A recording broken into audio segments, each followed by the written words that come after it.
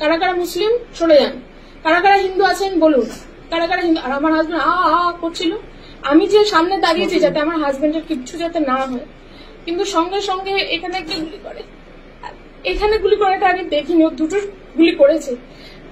আমি ভেবেছিলাম যা হোক আমার উপরে হোক, আমার হাজবেন্ড বাচ্চার যাতে কিছু না হয়, কিন্তু যখন দেখেছে আমি ওর সামনে গিয়ে দাঁড়িয়েছি, ওরা পুরোপুরি শুধু মেন্সদেরই ওরা টার্গেটটা করেছিল, ছেলেগুলোকেই মারবে।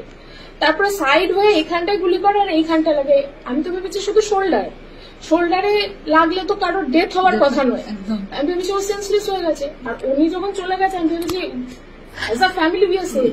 তখন দেখে আমার হাজবেন্ড অলরেডি ডেড, মানে অলরেডি ওর মাথা পড়ে গেছে। তখন আমি ভেবেছি হয়তো সেন্সলেস আছে, ওকে ওঠানো যাবে, ওকে জল খাওয়ানো, বুকে প্রেস করা, তারপরে মাউথ টু মাউথ যেগুলো যতটুকু আমার সেন্স আছে ওগুলো করেছি। ওখানে কোনো পুলিশ সিকিউরিটি কেউ ছিল না। আমার পরে আরেকজন ছিল, কি বলে এটাকে, লোকটাকে জিজ্ঞেস করছে বয়স্ক, আঙ্কেল জি আপ হিন্দু হো या মুসলিম হো? ও আঙ্কেল জি বলিয়ে। তো সবাই বলছে চুপ করে থাকুন, কেউ কিছু বলবেন না, কেউ কিছু বলবেন না। ওনাকে এখানে মারলো শেষ।